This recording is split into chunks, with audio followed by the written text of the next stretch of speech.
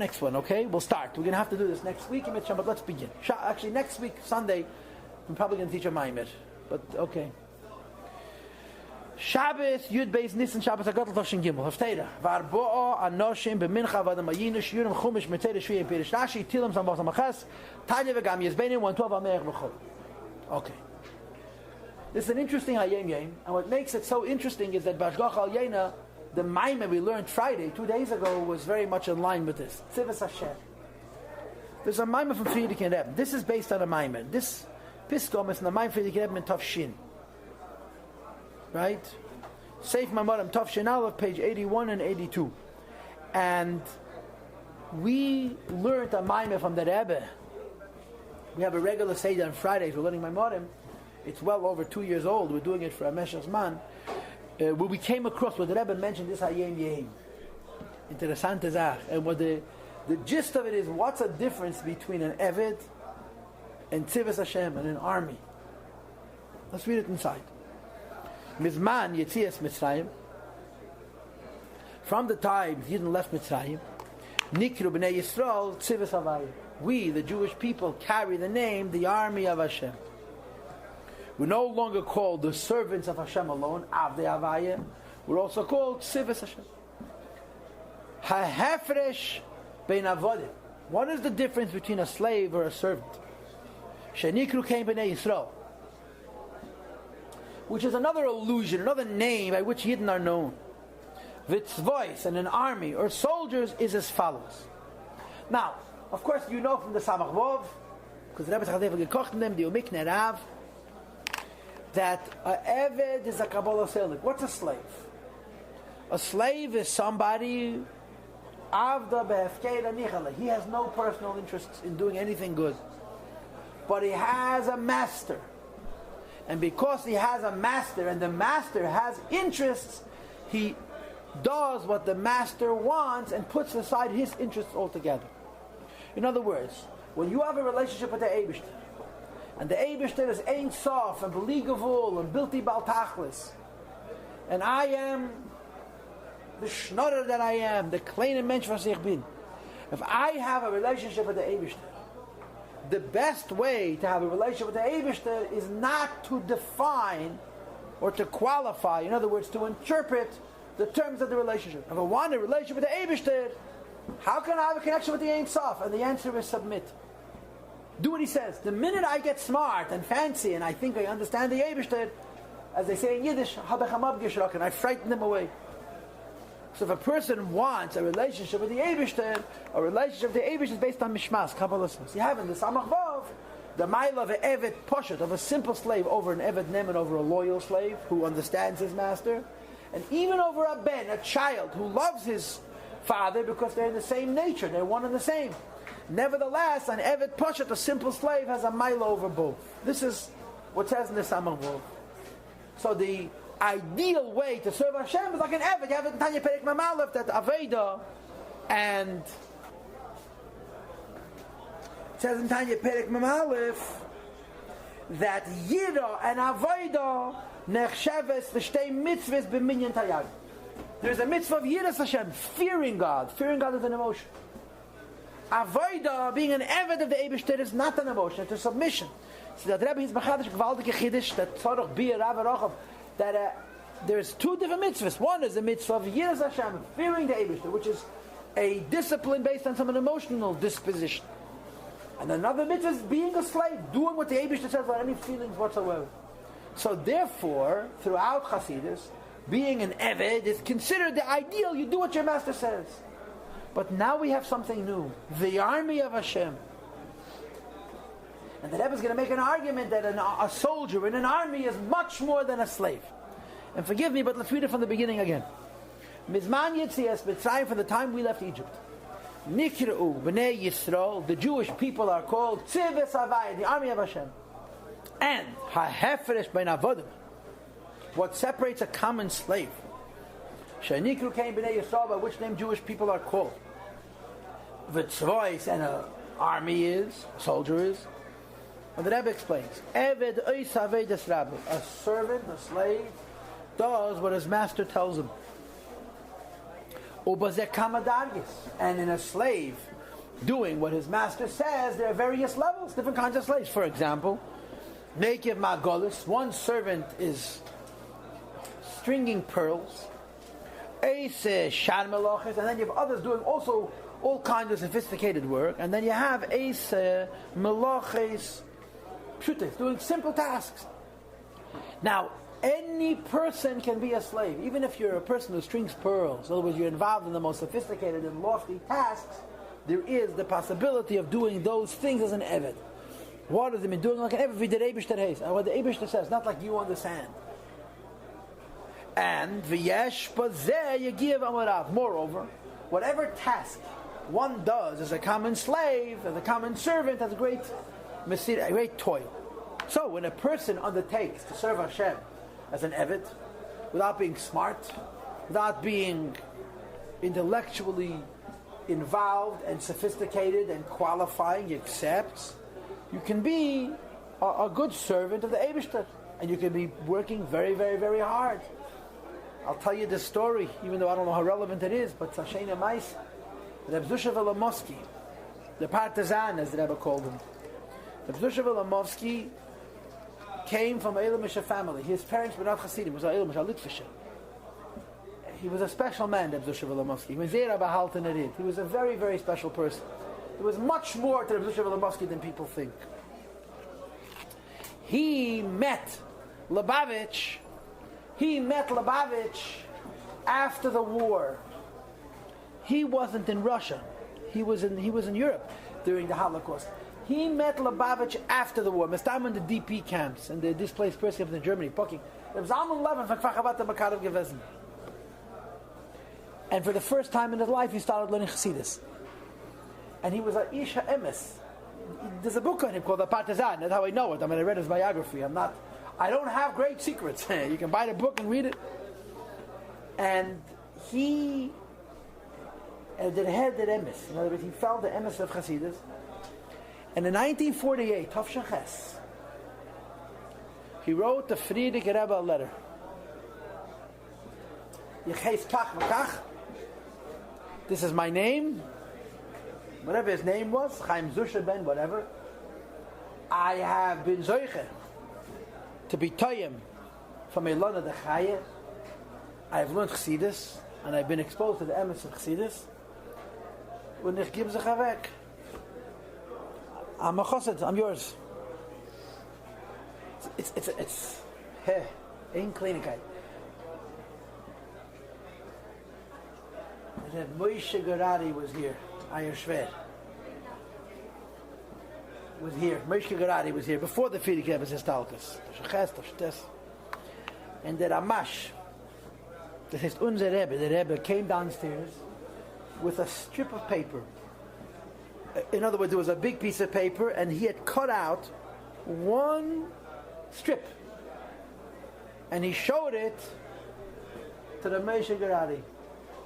When Dortnig went ungeschrieben, in other words, the Rebbe didn't want to see him what else the Friedrich Rebbe had on that paper. He showed him this one line, and in the line there was written these words: Levada, Lamed Vov Vov Dal Aleph, which means to find out with certainty, Muhutse Shalabocher Zayim Vov. Who is Zayim Vov? Who is Zusha Velamovsky? You understand? The Friedrich Rebbe gets a letter from a stranger. The Rebbe never knew him. He wasn't Arush. He was an Eilamisha. Had no shaykhs to Chassidus from before. He met Chassidus after the war in the DP camps, in the worst of times, and he unilaterally, in other words, by himself, on the head, was meant a Rebbe, was meant a Chassid, and he wrote the Rebbe a letter, and the Rebbe asks a Chassid of his, tell me, who is this person? What's his Aimahus?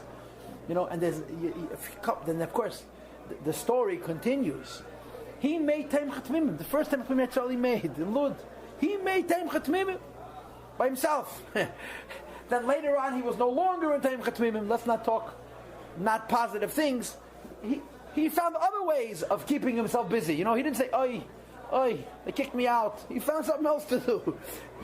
And how the Rebbe developed this relationship with this person. And the Rebbe writes to him in his letters, almost these words: I don't have a lot like you. I can't afford to lose you. There are not a lot of people who have your skill and your dedication and your emes. And the Rebbe wanted him to be involved in what the Rebbe called in those days Kerem Chabad, the community of Chabad, the Moises Chabad. He's a very, very unusual man. But the yesod of it was this, giving yourself to the Rebbe. It's a very, very interesting thing. Reb Zusha Volomovsky had ken sehr Sach Lenin, you know that? He was a big Talmid Chacham. No one ever saw him learn. Reb Zusha Volomovsky, you saw him in Talston film 3 times a year. Vov Tishrei, Yud Shvat, and Chafov. He never davened with a minyan. He was a Rab Tzanua. He was mamish, a secret man. He used to go into Elam Yeshivas and the Mestagnet Yeshivas and start talking and learning, and the whole yeshiva stood around. And Labavat to finish Gezak Kavod. You understand? He carried his bottle of booze and Getelt L'chaim. So the joke was, Reb Zusha used to say about himself, as they developed itself, Reb Zusha used to say, I never knew Reb Zusha. I didn't know him, unfortunately. I wasn't Zeiche. Reb Zusha used to tell people, when people asked him, you don't learn, you don't daven, he says, there was once a Jew named Zusha. And this Zusha used to learn and daven and serve the Eibishter, and he was mamash ish Talmid Yisrael. There was only one thing that this Zusha didn't have. There was a Rebbe, and he didn't go to his Rebbe, and he didn't listen to his Rebbe. And when that Zusha died, and he came in the Bezdin Shalmayla, but in fact, by Zusha, who are you? He said, what do you mean? I learned and I davened, I did mitzvahs, I said, the Eibishter alles getan gute Sachen. He said, but you didn't go to the Rebbe. He says, yeah, so? But I did all kinds of other things. How could you be a Yid and you have a Rebbe, you don't travel to your Rebbe? But the Bezdin Shamayla Ogepaskin, that Zusha has to come back again. Learning, he did already. Davening, he did it. All he has to do is serve his Rebbe. This was Zusha used to say about himself. All he has to do is serve his Rebbe. There's such interesting little stories about him in the Sefer. When the Yingalai came from Eretz Yisrael, this is classic Zusha Volomovsky. The Yingalai came from Eretz Yisrael. And the Rebbe took these things very seriously. You have to understand, in the 50s, almost nobody traveled to the Rebbe. It was too expensive. Then, in the 60s, they started to make the charters. And by the early 70s, coming to the Rebbe was, relatively speaking, no big deal. I'm talking about economically, financially. The cost of travel dropped precipitously. And people started coming en masse. And the Rebbe, by Fabrengen and in letters, wrote very painfully, it's usher to leave Eretz Yisrael Lapidin. You're not allowed to leave Eretz Yisrael, even for a visit. Side, and you have a good excuse. What is the excuse? You're coming to the Rebbe.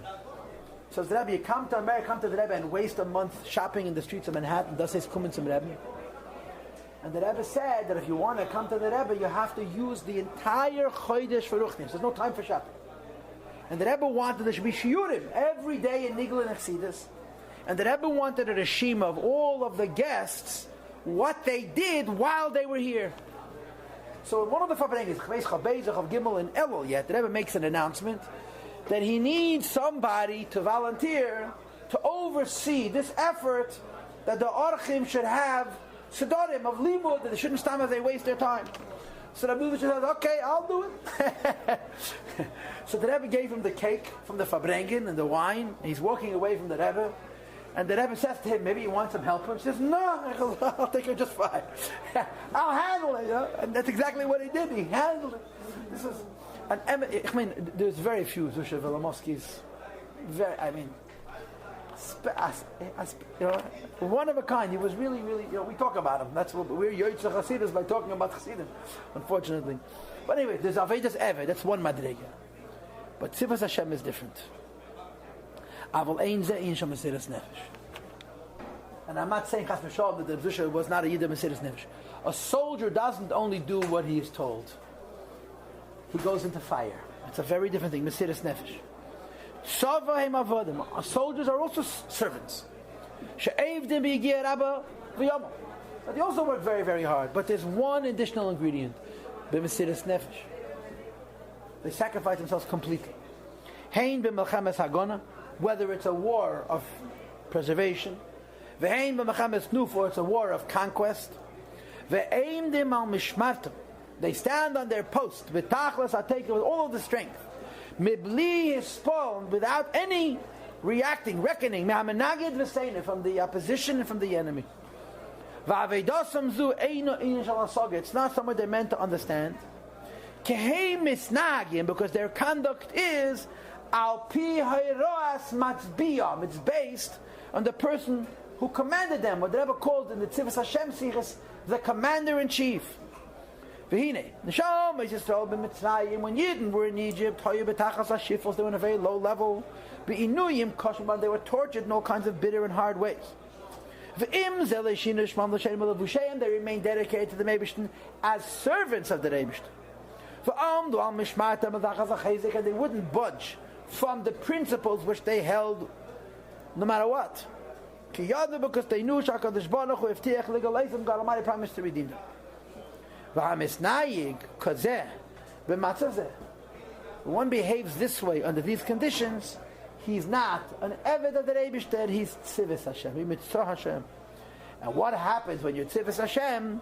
The Havaya is that the Eibishter helps that in nature you see the supernatural. I want to do this next week. Actually, in 2 weeks. Because next week, like I said to you, I'm doing a Maimer on Sunday. But I want to just tell you a story. I traveled, yeah? And my eyes are not the same eyes. I cannot read anymore. It's hard for me to see. So when I travel, I need to read something light. I open up a Gemara, I'm sleeping, I finished. So whenever I take a longer sefer. So I brought my children, and I traveled now to England. I took 2 volumes in English on the Kloisenberger Rebbe. They're translated in English. The first one is called the Kloisenberger Rebbe, The Warriors. And the second one is called the Kloisenberger Rebbe, Rebuilding. It's a remarkable story about an unbelievable man. Okay? I would advise you to read those photos. You see what's made, Mercedes Nefesh. You see if was made emes. The mamish. Every story is more amazing. It's remarkable. It's told by Eidei. Most of the stories are not stories that he told. They're told by witnesses. They spent 10 months in the labor camps.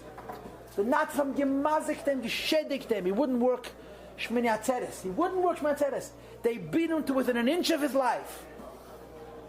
They come back to the barracks at night, and he had put a chair down in the middle of the room, and he was limping around the room doing hakafas. They thought he was dead, you understand? He tells the guy, and you see, I didn't work. They almost killed him. And they come back at the end of the day, they expect to find him kamaleh, but they can't have hakafas. He encouraged all the people around him to eat treif, nish kosher. He said, we have to defeat the Nazis. So we got to live. And he made the people around him eat treif, but he himself wouldn't. Shum eif. Ad kedei kach, Pesach, they gave them a ration of bread. Pesach is mamish the end of the war, April 5th, 45. And he wouldn't eat the bread. So people said, give me the bread, I'll give you vegetables. Look, the Pesach is Yisuri HaNoah. Bread, you're not allowed to eat on Pesach, you're not allowed to even barter it. You can't eat. He wouldn't trade his bread for other food because he's having Hanah from Chometz. It was 2 or 3 days before Pesach, and next week I'll read this again. I'll tell you. I'm so spielers. A few days before Pesach, people say to him, Pesach is going to come, you're going to die. Because he didn't eat the flesh that they served was treif. He ate bread and raw vegetables. You understand? With his stomach, he ate raw vegetables. So he says, I promise you will have matzahs. He says, in the concentration camp, I promise you will have matzahs. Pesach. So we promise to have matzahs. There's nothing. The Reibish, the chicken matzahs. And for days before, I don't know how many before, he promised the people, you'll see, we'll have a gazayis matzahs and seder. Erev Pesach, or Erev Pesach, the Nazis came into the camp and they needed Yidden to schlep. A train had passed by and needed to unload it. And there was a wagon full of wheat. And one of the bags was torn open. And they had to collect it and put it back. So bottom line is they had matzahs to seder. I'll continue next time, but you have to read these. Incredible.